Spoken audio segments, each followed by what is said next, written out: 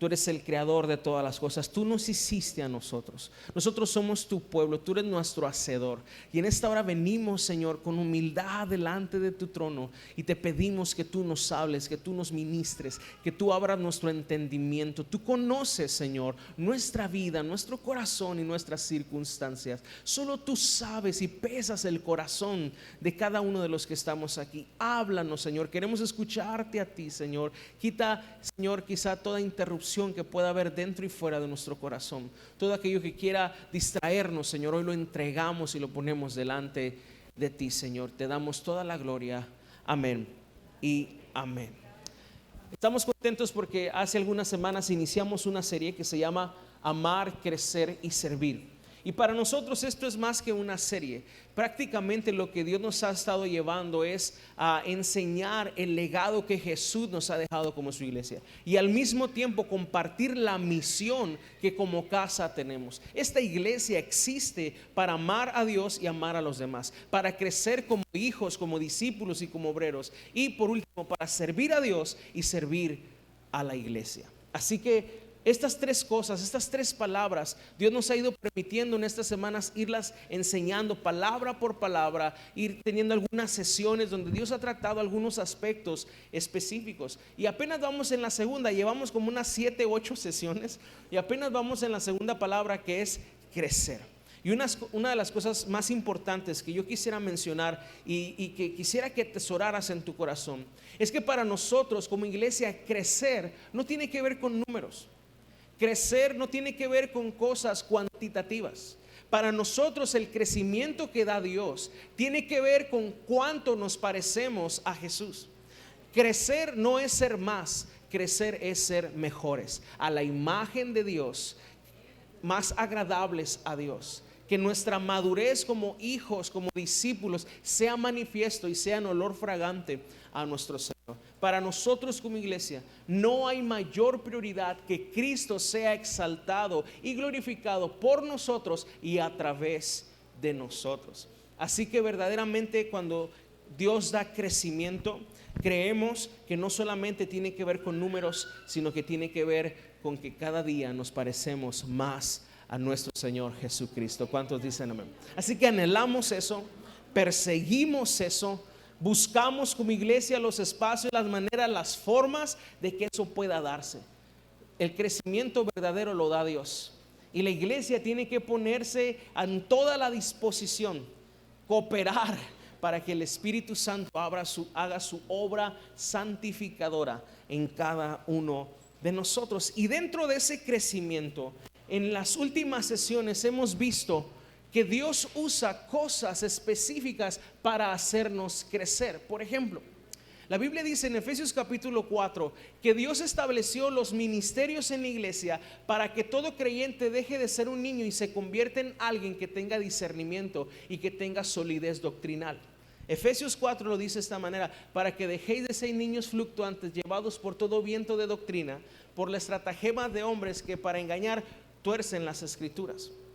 No significa otra cosa más que cuando nosotros somos realmente instruidos por el ministerio que Dios pone en la iglesia, por los pastores, evangelistas, maestros, profetas, apóstoles, la iglesia puede nutrirse y tener el alimento sólido, madurar, crecer para discernir la palabra. Pero no es lo único que Dios usa para darnos crecimiento. Eso es importante, que tú te congregues, que tú escuches, que tú seas discipulado. Ahora, Dios también usa las pruebas para hacernos crecer. Y es ahí donde nos hemos quedado ya por 2 semanas hablando cómo las pruebas nos ayudan a crecer. Naturalmente, como cristianos o como personas, quisiéramos no atravesar por cosas dolorosas, por cosas que de alguna manera nos son un impedimento o que de alguna manera están causando un problema en nuestras vidas. Quisiéramos vivir libres de toda oposición. Pero en la vida cristiana, tú y yo debemos de saber, a la luz de las escrituras, que las pruebas y la oposición es lo más natural del mundo. Primera de Pedro capítulo 4 verso 12, Pedro dice: hermanos, no se sorprendan por el fuego de la prueba que ha sobrevenido, como si alguna cosa extraña les haya acontecido. Y lo que vimos la semana pasada es precisamente que no debemos extrañarnos ni sentirnos raros porque estamos siendo probados. Y aprendimos la diferencia entre una prueba y una disciplina, ¿se acuerdan? Porque muchas veces confundimos. Pensamos que estamos siendo probados cuando a veces estamos siendo disciplinados. Y a veces pensamos que estamos siendo disciplinados cuando realmente estamos siendo probados. Y son dos cosas muy distintas. Y una manera muy práctica de identificar cuándo vives una y cuándo vives otra es la siguiente. Las pruebas siempre vendrán en un contexto de obediencia. Siempre que tú estás caminando en obediencia, siempre que tú estás queriendo agradar a Dios y hacer las cosas de Dios, servir a Dios, siempre va a venir oposición a tu vida. Y tú lo has experimentado. Cuando tú quieres empezar a servir, cuando tú quieres empezar a obedecer, cuando tú estás caminando con Dios, siempre se levantará una oposición. Pero tú debes de saber lo siguiente: la oposición querrá frenarte, la oposición querrá detenerte. Pero escucha bien esto: la oposición solamente servirá para que tu fe sea pulida y para que la gloria de Dios se manifieste en tu vida. La oposición no podrá. Si tú estás tomado de la mano de Cristo, venga lo que venga, sea lo que sea, tú eres más que vencedor en aquel que te amó. Ahora, la disciplina, por lo contrario, siempre vendrá en un contexto de falta de arrepentimiento, de desobediencia o de negligencia espiritual. Cuando un creyente, cuando un discípulo deja de hacer lo que debería estar haciendo, o cuando nunca hace lo que se supone que debería estar haciendo, lo que viene a tu vida no es una prueba, es una disciplina. Y la disciplina, a diferencia de la prueba, lo que tú tienes que hacer es reconocer el error, reconocer el pecado y humillarte ante Dios y soportar la disciplina, porque tiene como propósito, según Hebreos capítulo 12, que produzca un fruto de justicia cuando tú pases por esa disciplina. Amén. Ya como que no se preocupe, la misma Biblia dice ahí que a nadie le gusta ser disciplinado. Que cuando uno recibe disciplina no es el momento más cómodo, ni es lo más deseado, pero debemos de apuntar en un sentido espiritual. Esa disciplina lo que está diciendo es: hey, tú realmente eres mi hijo. Yo verdaderamente tengo cuidado de ti. Y si te estoy corrigiendo es porque tengo un plan. Si te estoy corrigiendo es porque tengo un propósito. Si te estoy corrigiendo es porque te amo tanto que voy a cumplir lo que he dicho contigo. A pesar de ti, yo lo haré. A pesar de tu propia resistencia a obedecerme, a pesar de tu propia resistencia a querer reconocer, Dios tiene sus métodos, sus maneras de tomar el barro y volverlo a hacer. Dios tiene sus maneras de tomar sus utensilios y darle forma a sus vasijas y meterlas al horno hasta que esa vasija le dé gloria, honra y alabanza. Tenemos un Dios asombroso y maravilloso, único, sin igual, que siempre cumple lo que ha prometido. El salmista lo sabía y él dijo en una ocasión: Jehová cumplirá su propósito en mí. Muchas veces al examinar nuestra vida, nuestras circunstancias, nuestro matrimonio, nuestra familia, pareciera que todo está lo más lejano posible de lo que de alguna manera pensamos que Dios quiere hacer. A veces nuestras circunstancias presentes son totalmente contradictorias a la promesa que hemos recibido. Pero yo quiero decirte, eso no significa que Dios no lo va a hacer. Significa que a pesar de eso, Dios trabajará, Dios obrará, Dios se glorificará. Y tú sabrás que solamente pudo haber sido Él haciendo posible lo que para ti era imposible. Amén. Entonces, lo que estamos hablando en esta serie y en esta sesión específicamente es: ¿qué actitud debes de tomar cuando estás enfrentando pruebas? ¿Qué es lo que te toca a ti hacer cuando estás siendo realmente probado? Y vamos a ir al libro de Santiago, a la carta de Santiago, porque ahí encontramos 4 actitudes que Santiago describió por inspiración del Espíritu Santo. Al mismo tiempo vamos a ver un paralelismo con el libro de Hechos y algunas de las cartas de Pablo. Ejemplos prácticos de cómo este principio fue aplicado en la iglesia primitiva. ¿Estás listo? Santiago capítulo 1 y vamos a leer el verso 1. Y dice así: Santiago, siervo de Dios y del Señor Jesucristo, a las 12 tribus que están en la dispersión, salud. Hermanos míos, tened por sumo gozo cuando os halléis en diversas pruebas. Los mexicanos tenemos una frase que es muy cierta, quizás sea primera de San Pablo 2:1, que dice: es que no duele lo duro sino lo tupido, ¿verdad? ¿Cuántos han dicho eso? Y yo el domingo pasado les decía que no sé a qué se deba, no sé cómo opera, pero cuando se te descompone la lavadora, es el mismo momento cuando se te descompone la refrigeración del carro en agosto. Y es el mismo momento cuando te roban la batería y cuando tu hijo se enferma. Y pareciera que todo es un complot en contra de ti. ¿Has pasado por algo así? Cuando te dices, ya no me falta que un perro se me arrime y me orine. ¿Sí te ha pasado? Mire, a mí me pasó. Hace unos 2 años se metieron a robar a mi casa. Llegamos y me hablaron los de la alarma, ¿no? Siempre te hablan cuando ya pasó. Oiga, parece que se metieron a robar a su casa. Sí, ¿por qué parece? Pues está la puerta quebrada. Entonces se metieron, no parece. Llegamos y sí, estaba todo tirado. Se habían robado mi computadora, mi laptop, mi televisión. Y dije, el Señor me quiere llevar más a la oración, definitivamente. Dios quiere que ore más. Y entonces, y sí, porque regresé a la libretita, ¿verdad? A estar apuntando sermones y todo eso. Y tiraron ropa, se metieron a nuestro cuarto, la ropa de nuestros hijos. Eso, la verdad, si soy honesto, sí Señor, ayúdame, ¿verdad? Bendícelo, Padre. Levántalo y lo déjalo caer desde arriba, Señor. Casi, ¿no? Pero y en un momento así de que pues todavía después de los destrozos, el robo, pues le tengo que hablar a una persona para que arregle la puerta. Son 4,000 pesos y la reja, o sea, un dineral que en el momento no tenía. Entonces, en ese momento me acordé de mi hermano Medina, el soldador, y le hablo, hermano, fíjese, sí, vaya a la casa, hermano, ahí está mi hijo. Entonces yo llego, ¿no?, a la casa del hermano Medina, llevo una placa que ocupaba para la puerta, asegurarla y todo. Y cuando estoy esperando, pasa el perro del hermano Medina y me orina todo me orina.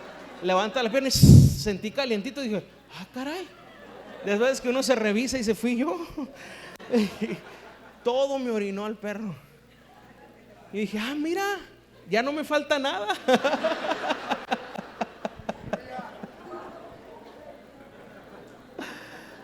Y así se creó un lazo muy importante entre yo y el perro, ¿verdad? Cuando yo visito al hermano Medina, pues me saluda muy bien. Pero me pasó, hermanos, me pasó. Y yo le doy gracias a Dios porque esa situación ya pasó y todo. Y agradezco a Dios la intervención de nuestros hermanos Medina. Pero a lo que quiero llegar, hermano, es que qué importante es nuestra actitud en medio de las adversidades y de las pruebas. Y la primera actitud que tú y yo debemos de tener es gozo. Dice el apóstol Santiago, hermanos, cuando te halles en diversas pruebas, ten gozo. Ahora quiero explicarte lo siguiente. Gozo pareciera ser lo mismo, o a veces confundimos que es igual a felicidad o alegría, pero quiero decirte que no es lo mismo, porque algunos hermanos han confundido de que, pastor, estoy enfrentando pruebas, míreme, estoy gozoso. Eso no es gozo, ¿sí? Eso es como querer en tus fuerzas sobrellevar la situación, y no lo es, ¿sí? Porque a veces uno se sienten, no, pastor, es que yo, pues dice ahí la Biblia que con alegría, pero yo no quiero ser hipócrita, la verdad, yo la verdad estoy bien mal. No, es que no es hipocresía. El gozo no es una situación o no es un sentimiento que tú puedas producir humanamente. El gozo es algo que emana del Espíritu, proviene del Espíritu, es algo sobrenatural que reciben los hijos de Dios. Y la clave para entender esto es en el primer verso: Santiago, siervo de Dios y del Señor Jesucristo. Santiago se identifica con su identidad. Yo pertenezco a Dios y tengo un Señor, su nombre es Jesucristo. Y cuando tú sabes quién es tu dueño, tú sabes que ese dueño tiene un propósito, un plan soberano que obrará su perfecta, buena y maravillosa voluntad. Entonces, pase lo que te pase, tú puedes tener gozo en tu corazón porque sabes que Él tiene cuidado de ti y que tu vida ya no te pertenece, sino le pertenece a alguien más. Su nombre es Jesús. Aleluya. Por eso siempre el gozo va de la mano de la identidad del creyente.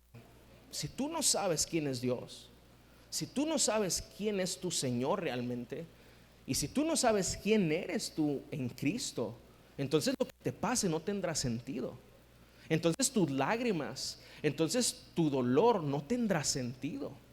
Pero cuando tú empiezas a conocer a Jesús y sabes quién eres en Jesús, empiezas a entender que todo lo que te pase, aun lo que en el momento no entiendas, todo terminarán dándole gloria y honra al Señor, porque tu vida ya no es tuya, es del Señor. Y Él ha dicho: los que están en mis manos, nada puede arrebatarlos. Nada puede arrebatarlos. Somos del Señor.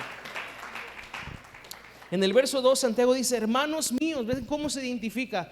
Yo soy de Dios, soy de Jesús, tengo un Señor. En el griego la palabra Señor es la palabra kurios, que significa dueño de todo. Y la figura era un señor de un lugar, de una finca, que era dueño de los esclavos, de la familia del esclavo y de todo lo que el esclavo tenía.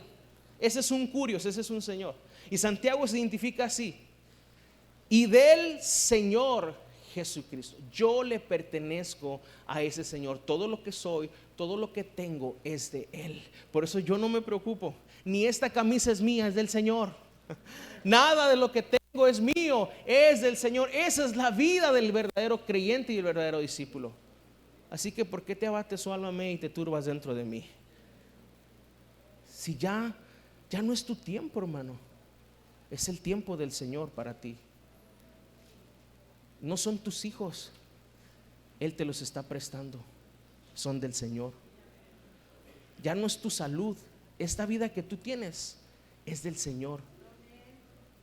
El cristiano se da cuenta que todo lo que tiene, todo lo que es, le pertenece al Señor de señores, no a cualquier Señor, al Señor de señores, al Rey de reyes. Y es por eso que todo en la vida que te pase tiene el sentido de llevarte a glorificar y cumplir el propósito eterno del Señor, aunque esta mente terrenal no lo entienda.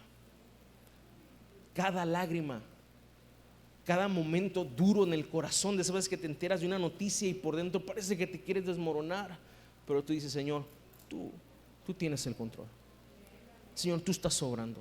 Señor, tú tienes un plan, y yo me sujeto y yo me someto a tu voluntad, que es buena, es agradable y es perfecta. Eso es tener un Señor. Eso es que Cristo sea tu Señor.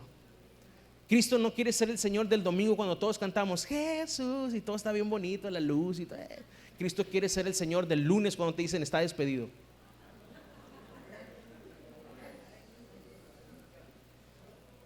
Cristo quiere ser el Señor que cuando llegas al doctor le dice: trae el azúcar a 400, es diabético.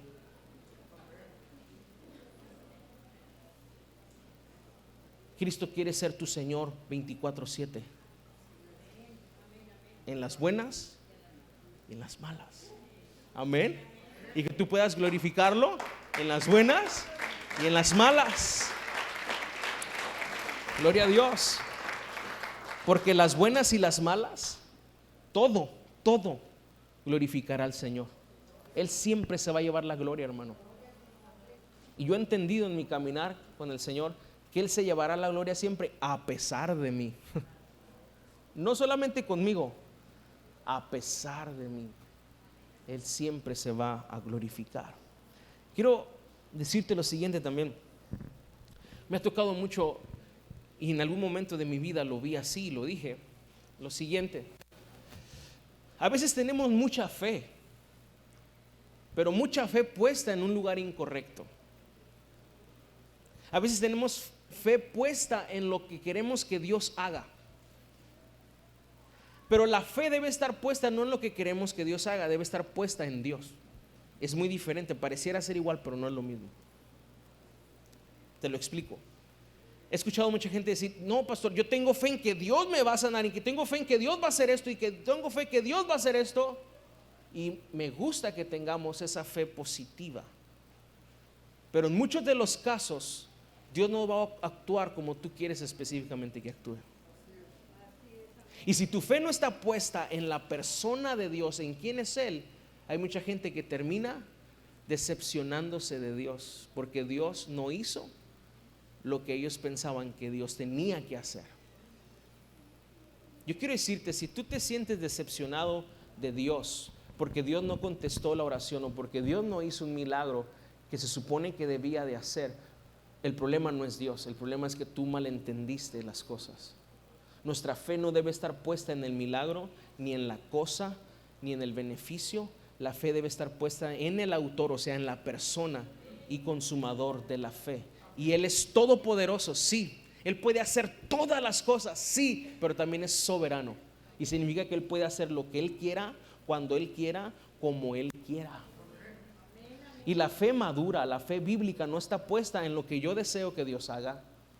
La fe madura, la fe bíblica está puesta en: Señor, a pesar de lo que pase, tú sigues siendo Dios, tú sigues siendo el Señor. Si quitas o das, tú sigues siendo el Señor. Si pones, tú sigues siendo el Señor. Si arrebatas, sigues siendo el Señor. Esa es la fe que Dios quiere que tú y yo desarrollemos en los tiempos de las pruebas y de las luchas. ¿Cuántos dicen amén a eso? Amén. Entonces el gozo, dice la Escritura también, que es nuestra fortaleza. Es una manera en la que nosotros, a través del Espíritu Santo, podemos vivir las cosas difíciles de la vida. Y fuimos a Hechos 16, verso 16, cuando Pablo y Silas estaban encarcelados, ¿sí? Estaban con grilletes en sus manos, con cepos en los pies, y estaban en un momento muy doloroso físicamente, porque habían sido golpeados en sus espaldas con palos, amoratadas, llenas de sangre. Y en ese momento tan difícil, tan duro y doloroso, ellos, en lugar de quejarse, empezaron a cantarle al Señor. No sabemos qué canto era, no sabemos específicamente qué era, pero yo me imagino que era algo así como: cuán grande es Dios y todos lo verán. Y estaban cantando, y me encanta porque Santiago también escribió: hay alguien que esté contento, cante alabanzas. ¿Cómo puedes estar contento, gozoso en medio de un calabozo? Porque ellos sabían que aún ese momento, aún esa situación iba a glorificar al Señor. Y así lo fue. En el momento que ellos cantaron, viene un terremoto, se abren las celdas, se quitan los cepos, no solamente de Pablo y Silas, sino de todos los presos. Todos quedan en libertad y todos pueden atestiguar del Dios tan poderoso y maravilloso que Pablo y Silas tenían. Así que lo mismo sucede cuando un cristiano, cuando un discípulo toma la actitud correcta en medio de las pruebas. ¿Qué actitud estás tomando en la prueba que estás viviendo? Actitud número 2 en las pruebas. ¿Estás listo? Verso siguiente, verso 3. Dice: sabiendo que la prueba de vuestra fe produce ¿qué? Paciencia. Mas tenga la paciencia su obra completa, para que seáis perfectos y cabales, sin que os falte cosa alguna. Escucha esto: la segunda actitud en medio de las pruebas es la paciencia. Pero al igual que el gozo, tú no puedes adquirir paciencia de ninguna otra manera si no es a través del Espíritu Santo. La paciencia, escucha esto, es la capacidad de tener calma, tranquilidad para esperar. Calma y tranquilidad para esperar. También es la capacidad de sufrir y tolerar desgracias. Qué tremendo. De sufrir cosas molestas y ofensas con fortaleza, sin quejarse ni rebelarse. Wow. Quizá humanamente alguien pueda soportar en sus fuerzas algo duro en la vida, como muchos lo hacen. Pero cuando lo hacemos en nuestras fuerzas, psicológicamente se manifiestan traumas en una persona que pasa por un momento muy fuerte en su vida. Se manifiestan ciertos patrones de conducta, heridas del corazón, trastornos a veces mentales, cuando alguien está pasando por mucha presión, por muchas situaciones difíciles, aunque una persona pueda quererlo soportar. La diferencia de eso a la paciencia es que hay una cobertura sobre la persona, y ahorita lo voy a explicar con un pasaje específico. Una cobertura para que esa persona que está pasando literal por el fuego, su corazón y su mente queden intactas, puedan soportar tiempos prolongados de algo que humanamente es insoportable, sin amargarse, sin renegar, sin quejarse. Es algo sobrenatural, no se puede sobrellevar humanamente. Hay gente que ha aguantado cosas difíciles. Quizás tú estás aquí sentado diciendo, si supiera lo que yo he vivido, si supiera lo que yo he aguantado. Pero sabes una cosa, por eso el corazón está lleno de tantos resentimientos, de tantas cosas, porque la manera correcta de sobrellevar las pruebas no es en tus fuerzas, es a través de la paciencia que da el Espíritu Santo a los hijos de Dios. Quiero que vayas conmigo a Filipenses capítulo 4. Hay una conexión entre vivir en paciencia o desarrollar la paciencia y la oración. Si alguien sabía de paciencia era Pablo. Si alguien pudo soportar grandes cosas sin amargarse fue Pablo. De todos los apóstoles que vemos, todos fueron probados tremendamente, pero quizá el que más registros tenemos de acontecimientos duros fue Pablo. Pablo 2 veces naufragó en el mar, varias veces lo dejaron por muerto, tirado, apedreado. Lo picó una víbora que lo pudo haber matado. Varias veces tuvo que huir, fue encarcelado muchas veces, vivió muchas cosas muy duras. Si alguien tenía el derecho humano de amargarse, de renunciar y decir, ¿sabes que Dios no me ama?, era Pablo. Pero parecía que mientras más cosas le pasaban, más se aferraba a Dios. La verdadera fe hace eso. La verdadera fe entiende que la prueba es crecimiento y madurez. Por eso, cuando hay verdadera fe, nadie detiene a la iglesia. ¿Cómo detienes a alguien que mientras más lo quieres presionar, más lo quieres detener, más se levanta y más continúa, más sirve, más adora? Ese es el verdadero código de los hijos de Dios. Ese es el verdadero estilo de vida de un creyente que ha depositado su fe en Cristo Jesús. Ahora, en Filipenses capítulo 4, verso 6, dice lo siguiente: por nada estéis afanosos, sino sean conocidas vuestras peticiones delante de Dios en toda oración y ruego con acción de gracias. O sea, no te afanes, no te preocupes por nada. ¿Sabes que la preocupación es la antesala del estrés, de la ansiedad? La preocupación es la antesala de la depresión, de la amargura. Y escucha la palabra preocupación, sepárala, preocupación. O sea, antes de que las cosas pasen, tú ya las estás pensando que van a pasar. Tú estás pensando, me va a ir mal, y todavía ni pasa. Me va a ir mal, no es que sí, me va a ir mal. Te estás preocupando, todavía no sucede y ya traes un problemón dentro de ti.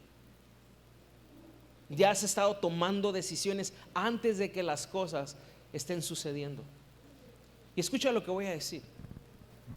Muchas veces ya como cristianos cometemos el error de correr a buscar ayuda donde sea. A todos lados tocamos todas las puertas menos las que debemos de tocar. ¿Cuántas veces no me ha tocado escuchar algo como: pastor, pues ya lo único que me queda es orar? Mi hijo, por ahí hubieras empezado. Si hubieras empezado por orar antes de ir a la Coppel a encharcarte, y después fuiste al Banco Azteca porque tampoco te alcanzó, y cuando ya estabas bien mal, te recargaste en un poste de la luz y miraste que decía Presto sin aval, y también te encharcaste ahí. Les da risa nerviosa, hermanos.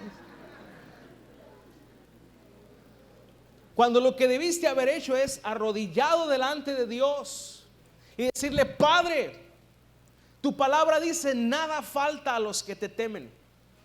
Y tu palabra dice, joven fui y envejecido. Eso es para los que ya están, ¿no? ¿Cierto?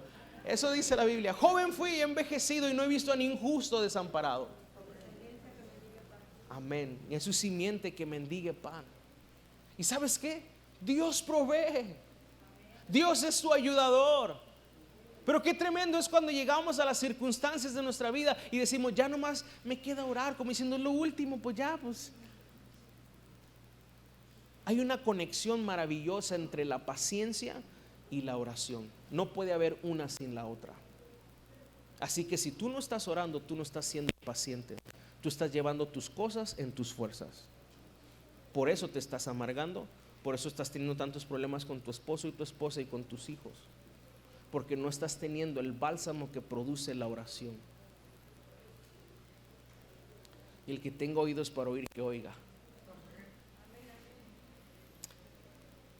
En tu identidad como discípulo y creyente, tú fuiste llamado para buscar a Dios y depender de Dios. Muchos de nosotros hemos tenido que repetir el curso una y otra vez. ¿Sabes cómo se llamaba el curso? Dependencia de Dios. Y dependimos de todo menos de quien debemos depender.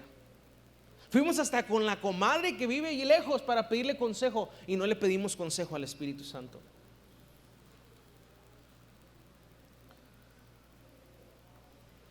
En todas las iglesias pedimos oración, pero no oramos nosotros. Hablamos a la radio, sí, hermano, ore por mí.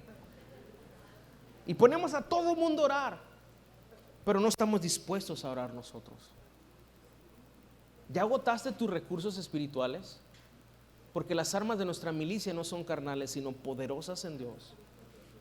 ¿Estás pasando por un tiempo literal de fuego?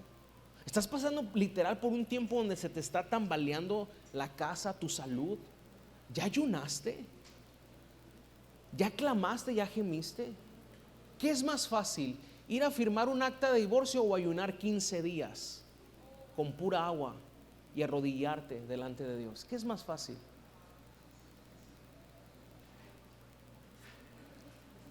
Si eres un discípulo del Señor, usa las armas que los discípulos usan, no las armas de este mundo.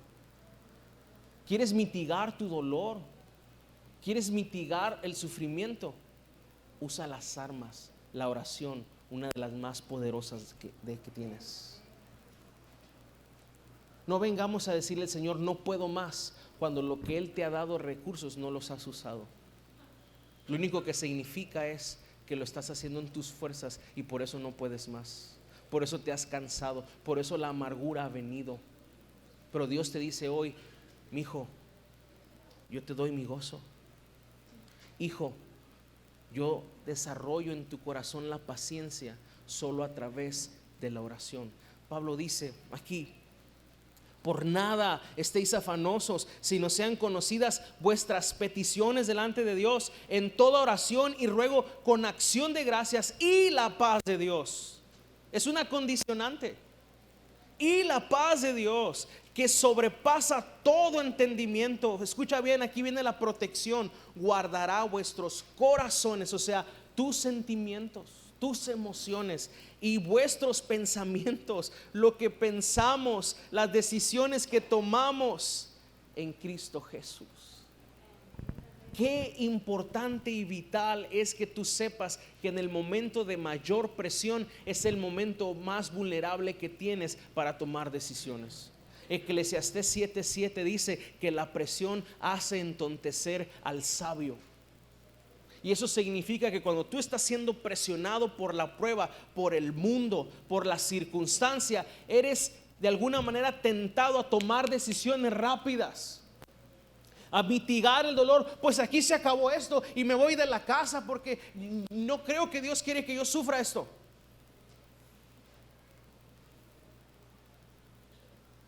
Y empezamos a tomar decisiones que después empeoran y no ayudan a la circunstancia, porque actuamos en la carne y actuamos bajo presión. La única manera en la que tú puedes estar pasando por el fuego y no sucumbir ante la presión es que recibas esta clase de paz que sobrepasa lo que la mente puede sobrellevar, y que es una protección, un bálsamo, como una caja fuerte que te protege. Se puede estar destruyendo el mundo, se puede estar quemando todo y tú estás resguardadito en esa caja de protección divina. La gente puede decir, oye, pero ¿cómo puedes estar bien? ¿Cómo puedes sonreír? ¿Cómo puedes de alguna manera estar con esa integridad en tu vida cuando todo tu mundo se está desmoronando? Es que yo tengo una protección, es que yo tengo un bálsamo, es que algo ha venido sobre mí del cielo, la paz de Dios que sobrepasa todo entendimiento. Y eso es lo que te hace, hermano, verdaderamente esperar mientras esperas. Y eso, la traducción de eso es paciencia. Esa es la verdadera paciencia. ¿Cuántos han orado por paciencia en medio de sus pruebas? Levanten su mano. Quiero decirle que está mal. Gracias. En la Biblia no hay ningún texto que nos invite a orar por paciencia. La paciencia no se pide, la paciencia se desarrolla. Santiago dice aquí, no sienta condenación, es que estaban muy serios. Dije eso. Pero escuchen, verso 3, mas tenga la paciencia, verso 3, sabiendo que la prueba de vuestra fe, esta palabra específica, produce.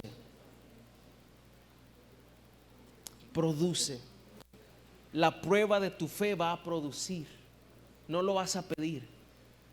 Esto es en automático. Tú estás en Cristo, estás tomando la actitud correcta, estás orando, esto es automático. La paciencia se manifestará, se desarrollará, se producirá como una evidencia de dónde está tu corazón, de dónde está tu mente. Isaías dice, tú guardas en completa paz aquel cuyo pensamiento en ti persevera. Y esa es la clase de protección que tú y yo necesitamos en los momentos más difíciles y más oscuros en nuestra vida. Es lo que te hace no claudicar, aunque las cosas se están poniendo al rojo vivo, aunque el horno de fuego haya aumentado de calor. Es la paciencia del Espíritu produciéndola en ti lo que te saca adelante y lo que te permite esperar la intervención poderosa de tu Señor, y durante ese tiempo glorificarlo y exaltarlo. Hermano, qué paciencia se produjo en la vida de Job, un hombre que perdió de la noche a la mañana sus posesiones, a sus hijos, y perdió su salud. Y para acabarla tenía una esposa que lo estaba presionando bastante para que maldijera a su Dios. ¿Puedes imaginarte un cuadro más triste, duro que ese? Y en ningún momento de los 42 capítulos registrados de la historia de Job vemos a un Job renegar o vemos a un Job claudicar en su fe delante de Dios. Lo vemos hacer cuestionamientos, sí, porque son cuestionamientos que en medio del dolor nos hacemos todos nosotros. Quizá un Señor, ¿dónde estás? Señor, ¿por qué permitiste esto? Señor, no entiendo esto. Señor, se supone que debería ser de otra manera. Y preguntas que nos hacemos. Pero vemos que Job aprendió a reconocer a Dios, cualquiera que sea su situación. Me parte mi corazón y me confronta sumamente cuando Job pierde a sus hijos y recibe la noticia y él dice, Jehová dio, Jehová quitó. Sea el nombre del Señor bendito. Wow, hermano. Wow. Algunos de nosotros, porque no nos alcanza para la comida china y nos cortan el cable y andamos, Señor, si es posible, pase de mí esta copa.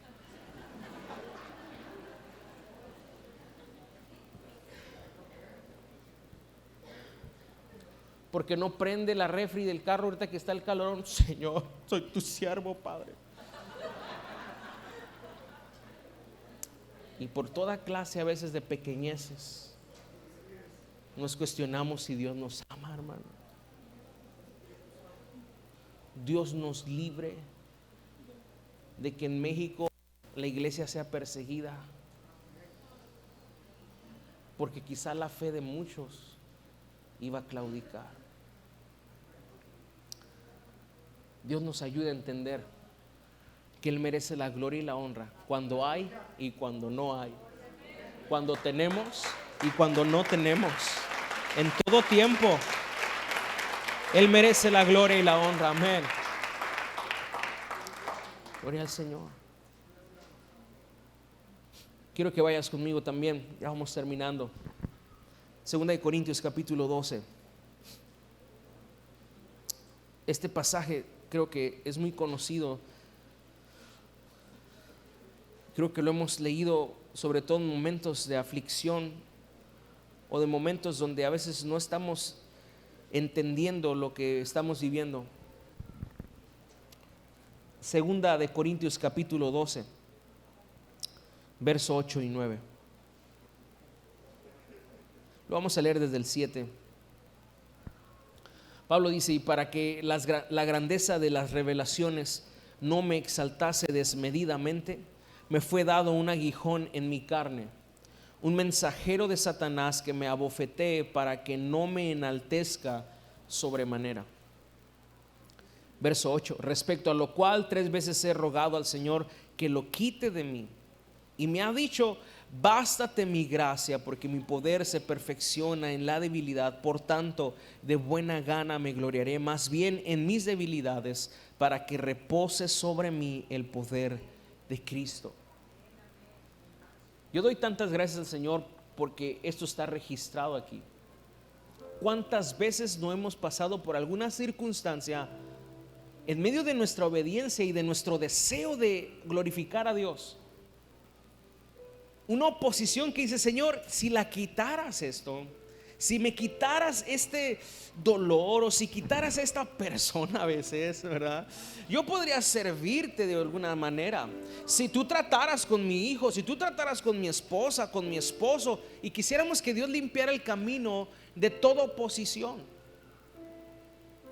Pero muchas veces la voz del Espíritu Santo ha venido a mi corazón diciendo: ¿cómo quieres que quite lo que estoy usando para perfeccionarte? ¿Cómo quieres que haga a un lado la herramienta que yo estoy utilizando para hacerte más humilde? El instrumento que yo estoy usando para que verdaderamente aprendas paciencia. Nuestra oración no debe estar enfocada en que Dios quite la prueba. Debe ser: Señor, glorifícate, exáltate y dame sabiduría. Enséñame a caminar contigo y a glorificarte cualquiera que sea mi situación. Pablo está diciendo desde el verso 7 que él en el Espíritu fue llevado hasta el cielo y miró cosas que él no escribió. No recibió la orden de Dios de escribirlas como Juan en el Apocalipsis escribió lo que vio. Pablo no. Pablo fue llevado, miró cosas que él se llevó en su corazón y cosas que él en doctrina escribió, que el Señor le reveló. Pero él dice: para que yo no perdiera el suelo, para que yo no me creyera mucho, Dios permitió un aguijón en mi carne. Y ese aguijón le recordaba: hey, Pablito, eres humano, hijo. Eres un hombre que se equivoca. Eres alguien imperfecto, eres alguien que Dios está perfeccionando. Y hermano, los aguijones que vienen sobre nuestra carne son mensajeros que nos dicen: tú necesitas depender de Dios. Dios tiene una manera de tratar conmigo, hermano. Cuando yo veo que Dios está haciendo y trayendo crecimiento, y de repente mi corazón dice: ah, qué padre. De repente en ese momento, a los segundos pasa alguna situación que me recuerda decir: esto es de Dios, no es tuyo. Esto es para la gloria de Dios, no para tu gloria. Tú eres tan imperfecto y tan pequeño que en un segundo la confianza de una persona la puedes perder así. Y la iglesia del Señor, la obra del Señor, siempre es más grande que un ministerio, que un pastor, que un grupo pastoral. Un día, si el Señor así lo quiere, yo no voy a estar aquí. Todos tenemos un tiempo y una hora, pero la iglesia del Señor va a continuar, porque es la iglesia del Señor, no del pastor Ismael. Hay gente que me dice: pastor, ¿y su iglesia? No es mi iglesia, es mi familia, pero es la iglesia lavada con la sangre de Cristo. Yo no morí por ellos. Cristo murió por ellos. Es la iglesia del Señor, es la iglesia de Cristo. Así que Dios tiene una manera de tratar con nosotros para hacernos humildes. Muchas veces Dios tiene que humillarnos. Y Pablo, este aguijón en su carne le recordaba: hey, tú eres humano, Sí, el Señor te ha usado, sí, el Señor te ha transportado hasta el cielo, pero tú eres humano. Tú eres un vaso de barro que contiene un tesoro maravilloso dentro, pero es un vaso de barro. Y esa es una lección que siempre Dios quiere que tú y yo recordemos. Somos vasos frágiles, somos vasos de barro que dependemos de nuestro hacedor. Y Pablo dice: he rogado al Señor 3 veces. Si tú vas al original en el griego, te das cuenta que cuando Pablo usa la expresión 3 veces, no se está refiriendo a que 3 veces específicas lo hizo. Se refiere a que varias veces ha orado por la misma situación y no ha encontrado la respuesta que quizá él quería. ¿Cuál es la respuesta que humanamente hubiera querido Pablo? Te lo quito, te quito el dolor, te quito el sufrimiento, te quito la oposición. Pero la respuesta que escuchó de Dios es: Pablo, bástate de mi gracia. En pocas palabras me dijo: aguántese que yo lo voy a fortalecer. Porque cuando Dios no te hace el milagro, te hace hacer a ti el milagro. Y hay muchos han perdido de vista lo siguiente: que quizá Dios te está permitiendo esta situación y este dolor, a veces inclusive una enfermedad. Escucha esto. Y tú has orado y orado y orado y parece que el cielo está cerrado, pero no es eso. Porque si Dios no te ha hecho el milagro que estás pidiendo, lo que Dios está haciendo es el milagro a través de tu vida para muchos. Dios te está fortaleciendo de una manera sobrenatural. Dios te está dando la forma correcta para que tú le glorifiques en medio de tu dolor. Y escucha esto: ¿cuántas veces hemos venido a este pasaje y no hemos cobrado ánimo en nuestro corazón? Porque Dios hizo que a través de esta prueba, de este aguijón, Pablo fuera un consuelo también para nuestras aflicciones. De saber lo que él dijo en los versos siguientes. En el verso 10: por lo cual por amor a Cristo me gozo en las debilidades, en afrentas, en necesidades, en persecuciones, en angustias, porque cuando soy débil, entonces soy fuerte. Cuando yo soy vulnerable, cuando yo verdaderamente entiendo que soy tan frágil, que soy un vaso de barro que se puede quebrar como un jarrito de tonalá. ¿Saben cuáles son jarritos de tonalá? Hay que cuidarlos mucho con periódico porque se quebran. Así somos, frágiles. Pero cuando yo muestro mi fragilidad, cuando yo muestro mi vulnerabilidad y digo: Señor, sí me duele, sí Señor, yo no puedo con esto, entonces, hasta entonces el poder de Dios se hace manifiesto en mi vida. Es entonces cuando verdaderamente el poder del Espíritu Santo viene sobre mí para hacer posible lo que para mí es imposible, para sobrellevar aquello que yo no podría llevar en mis fuerzas, y es posible llevarlo porque comparto la carga con Cristo. Y entonces lo ven esto muchos y reciben esperanza, reciben consuelo. Termino con esto: Salmo 40. Y yo creo que esto es una palabra profética para muchos de los que están en esta tarde aquí. Todo lo que hablé lo podemos ver desembocado en este salmo. David, el hombre conforme al corazón del Señor, dice lo siguiente en el verso 1: pacientemente. ¿Cuál es la actitud? Paciencia. Y David dice: pacientemente esperé a Jehová y se inclinó a mí y oyó mi ¿qué? Ahí está la oración. Hay una conexión, vuelvo a repetir, entre oración y paciencia. David clamó a Jehová, lo hizo pacientemente. Dios inclinó su oído para escucharlo. Y dice el verso 2: y me hizo sacar del pozo de la desesperación, del lodo cenagoso. Quizá muchos están en esa posición en este momento, en un lodo que no los deja salir, en una situación tan desesperante que se sienten en un pozo donde claman por ayuda y parece que nadie escucha. Pero Dios escucha el clamor de sus hijos. Dios escucha el ruego de aquellos que vienen a Él. Él ha dicho: clama a mí, yo te responderé. El que viene a Él, el Señor no le echa fuera nunca. Dice el verso 2: puso mis pies sobre peña y enderezó mis pasos. Eso me encanta. Puso mis pies sobre una roca, sobre una peña. Porque escucha esto: nosotros perdemos de vista lo siguiente: cuando tú estás siendo probado bajo el fuego, la prueba, el resultado de ella, la victoria que Dios te dé, no solamente será para ti. Cuando tú y yo estamos siendo probados, nuestra visión o nuestra perspectiva solamente está en: Señor, que esto se acabe, que esto se termine. Pero Dios no está viendo solamente eso. Lo que Dios está viendo es lo que se está produciendo a través de eso. Tú no estás viendo que la mejor versión de ti, de Cristo en ti, está en camino después de esta prueba. Lo que tú no estás percibiendo es que tú serás mudado a otro hombre y a otra mujer. ¿A qué me refiero? Esta prueba no te dejará igual. Tu nivel de fe aumentará. Tu nivel de amor por la gente aumentará. Tu nivel de paciencia aumentará. Tu nivel de santidad aumentará. Tu nivel, hermano, de visión aumentará.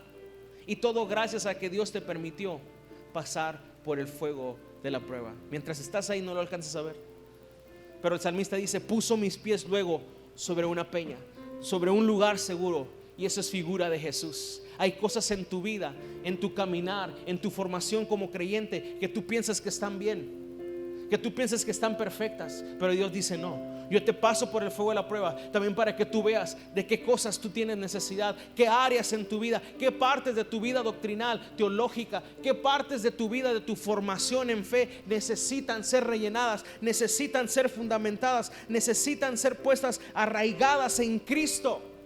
Y luego dice: y enderezó mis pasos. Siempre las pruebas, siempre las luchas en la vida, al final terminará enderezando nuestros pasos. Caminaremos mucho mejor que como caminábamos. Andaremos mucho mejor que como andábamos. Y con esto termino. Verso 3: puso luego cántico nuevo en mi boca, alabanza a nuestro Dios. Una nueva experiencia con el Señor, conocerlo de formas que no lo conocías, traerán un nuevo cántico, una nueva forma de alabarlo.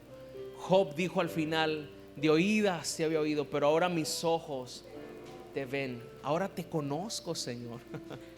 Y Dios quiere que le conozcas, y eso producirá en ti un nuevo cántico de esperanza y de gloria al Señor. Y terminamos diciendo: verán esto muchos y temerán y confiarán en Jehová. No solamente es para ti esta prueba, y no solamente es para ti el resultado. Muchos que están a tu alrededor, tú has estado orando por tus hijos, tú has estado orando por tu esposa, por tu esposo, por tus compañeros de trabajo, pero ellos están viendo cómo tú estás enfrentando la adversidad. Ellos están atentos de cómo tú estás viviendo tu vida, y cuando vean que Dios te pone sobre la roca, cuando vean verdaderamente que Dios endereza tus pasos en medio de la prueba, cuando ellos vean que lo que se supone que debió haberte destruido te está construyendo, te está cambiando, te está haciendo una mejor persona, un mejor cristiano, entonces ellos verán, temerán y confiarán en el Señor. Tu mismo testimonio será de bendición para otros.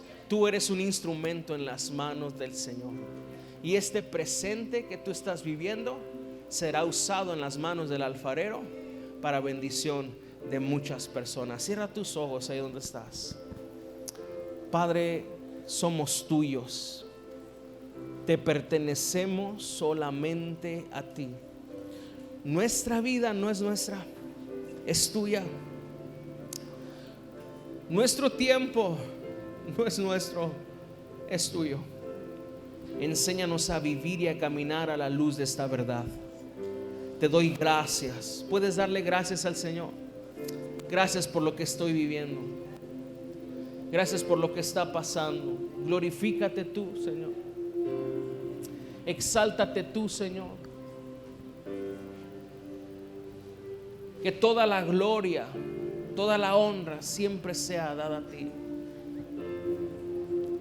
Me pongo en tus manos, Señor. Me sujeto y me someto ante tu autoridad. Espero en ti, Señor, acalladamente, pacientemente espero en ti. Dios te está llamando a tiempos más profundos de oración.